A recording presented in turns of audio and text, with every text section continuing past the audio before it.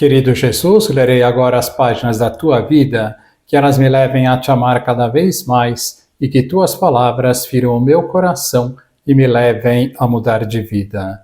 Comemoramos hoje a festa de Santo Inês. O evangelho de hoje é o evangelho de São Marcos, capítulo 2, versículos 23 a 28. Jesus estava passando por uns campos de trigo em dia de sábado.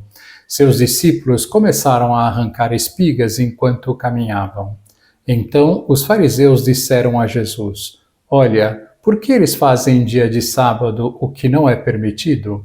Jesus lhes disse: Por acaso nunca lestes o que Davi e seus companheiros fizeram quando passaram necessidade e tiveram fome? Como ele entrou na casa de Deus, no tempo em que Abiatar era sumo sacerdote, comeu os pães oferecidos a Deus e os deu também aos seus companheiros. No entanto, só aos sacerdotes é permitido comer esses pães. E acrescentou: O sábado foi feito para o homem e não o homem para o sábado. Portanto, o Filho do Homem é Senhor também do sábado. Palavra da salvação. Glória a vós, Senhor. Vamos olhar para Jesus, conforme prometido ontem, fiquei de falar da santa de hoje, que é Santa Inês.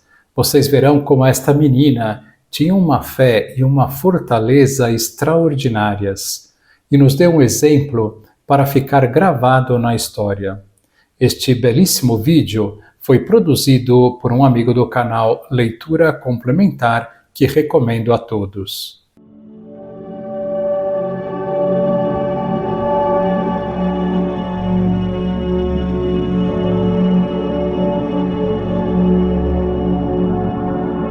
Inês foi a Virgem Mártir mais louvada pela Igreja primitiva a partir do início do século IV, e sua memória sagrada foi preservada pela Igreja como um poderoso testemunho. Nessa época, já encontramos registros fidedignos, onde Inês era louvada tanto pelos padres da Igreja como pelos poetas cristãos, e todos eles exaltam o heroísmo e a virtude dessa santa menina que foi torturada por causa de sua fé. Do ponto de vista cronológico, vemos que Inês era apenas uma criança, prestes a entrar na adolescência, porém, vemos nela um espírito muito maduro. Seu corpo era jovem, é verdade, mas sua alma era muito antiga. Ela tinha um dos rostos mais belos de seu tempo, mas essa beleza, ela tinha origem na sua virtude e na sua fé. O prefeito de Roma, que se chamava Semprônio, e ele tinha um filho cujo nome era Fúlvio. Esse rapaz se apaixonou perdidamente por Inês. Ele propôs casamento com a jovem, mas ela recusou. Ele então ofereceu os muitos presentes que conseguiu, inclusive as melhores joias da época, para que assim a menina mudasse de ideia. Porém, Inês recusou novamente, pois ela estava bastante consciente da sua vocação que trazia em seu coração. Ela já havia oferecido seu coração ao divino esposo Jesus Cristo. Claro que ela não disse isso de imediato, né? Apenas disse ao rapaz que ela já tinha prometido seu coração a outro amado. E Inês, ela não resistiu e começou a elogiar esse seu amado, dizendo que ele era um digníssimo esposo que possuía as 5 qualidades que toda esposa exige, que eram as qualidades da nobreza de raça, beleza deslumbrante, abundância de riquezas, coragem e força e, finalmente, a qualidade do amor verdadeiro. Inês explicou que seu amado era mais nobre que os mais nobres de Roma e que ele era filho de uma virgem e que foi concebido sem a ajuda de outro homem. Ele tem anjos como servidores, disse Inês, e a sua beleza é admirada pelo sol e pela lua. Seu tesouro é inesgotável. Suas riquezas nunca diminuem e nem é corroída pela traça ou pela inflação. Com seu toque, ele fortalece os enfermos e sua palavra ressuscita até os mortos. Quando eu amo, disse Inês, aumenta minha castidade. Quando eu me aproximo dele, eu sou mais pura e quando eu o abraço, eu sou mais virgem do que nunca. Inês perguntou então ao jovem filho do prefeito se ele conhecia alguém assim tão nobre e generoso, cujo amor fosse mais suave e mais cheio de graça. É claro que o rapaz não tinha resposta. Ele ficou em silêncio, verdadeiramente impressionado. E como se não bastasse, Inês acrescentou que esse seu amado imprimiu um sinal no rosto dela para que ela não tomasse nenhum outro amante que não ele. Se ela for fiel ao seu amor, será recompensada com tesouros da glória celeste e sua felicidade será eterna. Então, quando ouviu tudo isso, o rapaz ficou enlouquecido e até adoeceu de amor e passou a viver uma tristeza profunda. Seu pai, o prefeito, ficou muito preocupado com o estado de saúde do filho e mandou um recado a Inês para que ela mudasse de opinião. Mas Inês respondeu que não iria violar a aliança que ela fez com o amado do seu coração. E quem era esse homem? Quis saber então o prefeito, não é? Nesse momento alguém sussurrou no ouvido do prefeito, dizendo que o esposo amado a quem Inês se referia era o Cristo. Então o prefeito soube que Inês era cristã e tentou dissuadir a menina de sua fé. No início, ele usou doces palavras de sedução, mas depois ele viu que isso não funcionou e usou várias ameaças. Já que Inês era uma nobre virgem, o prefeito quis que ela prestasse culto à deusa Vesta. E dentro da mitologia romana, Vesta é quem personificava o fogo sagrado. Ela era a mais adorada entre os deuses do Olimpo. E Inês respondeu ao prefeito: não sacrificarei aos seus deuses e não serei maculada pelas ações infames de quem quer que seja, porque eu tenho como guardião do meu corpo um anjo do Senhor. O prefeito tinha ali então diante de si e ao seu dispor vários instrumentos de tortura que eram capazes de fazer tremer até mesmo o homem mais forte. Os carrascos mostraram então esses instrumentos a Inês e ela olhou para isso tudo com indiferença. Ela não tinha medo da morte, essa que é a verdade.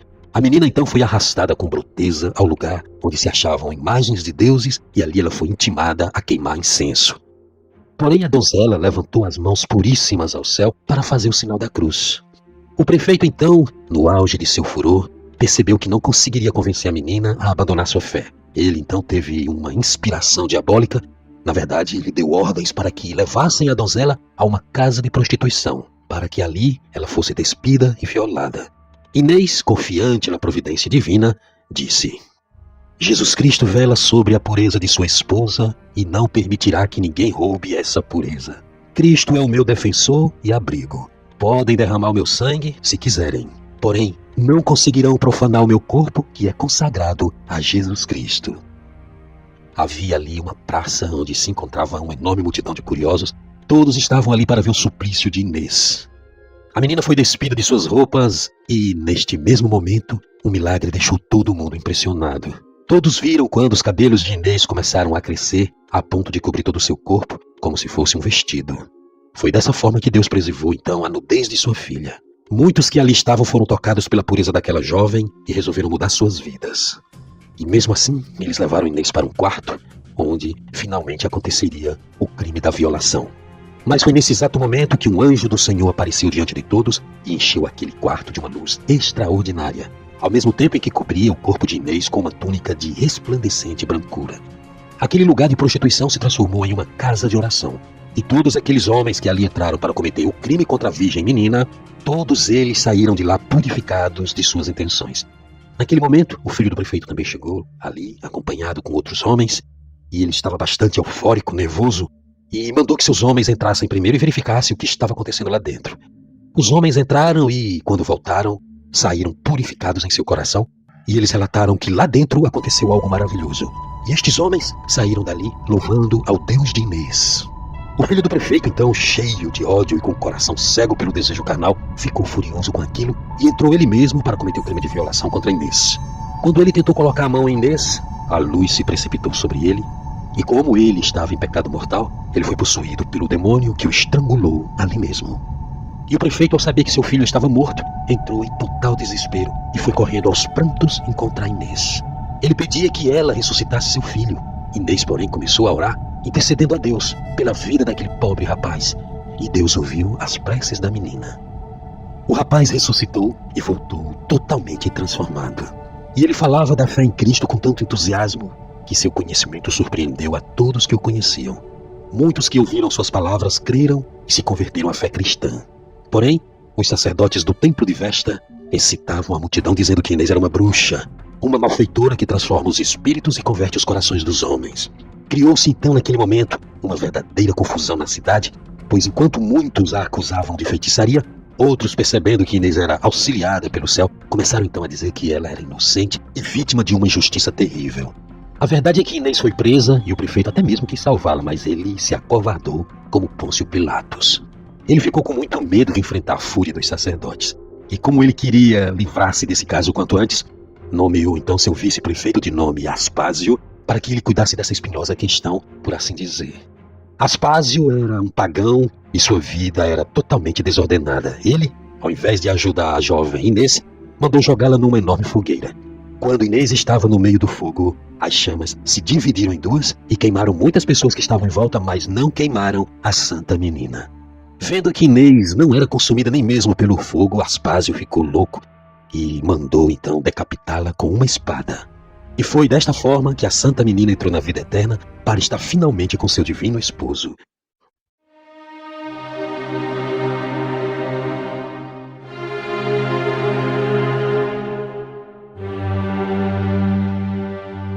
Oito dias depois de sua morte, seus pais foram ao seu túmulo orar e velar pela filha, quando numa visão, um coral de virgens em brilhantes trajes dourados.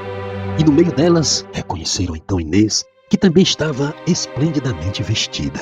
Pediu que seus pais não chorassem por ela, pois o lugar onde ela estava era de perfeito júbilo e alegria, e que eles também deveriam ficar felizes por ela ocupar um trono de luz juntamente com aquelas outras virgens. A partir da Idade Média, vemos que Santa Inês é representada como um cordeiro, e este é o símbolo de sua inocência virginal. Todos os anos, no dia 21 de janeiro, que é a festividade de Santa Inês, 2 cordeirinhos são abençoados pelo Papa. Santa Inês de Roma é a padroeira da castidade, dos jardineiros, dos noivos, das vítimas de violação e também de todas as virgens.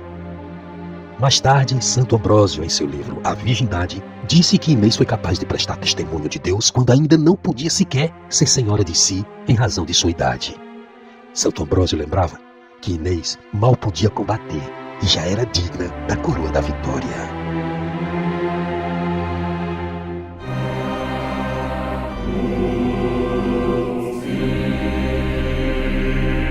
Que lição nós podemos tirar hoje? Que a fortaleza de Santa Inês para guardar a sua virgindade seja inspiração para nós, para vencermos as tentações mais difíceis que somos submetidos. Agora vos dou a bênção para este dia. A bênção de Deus Todo-Poderoso, Pai, Filho e Espírito Santo, esteja sempre convosco e permaneça para sempre. Amém.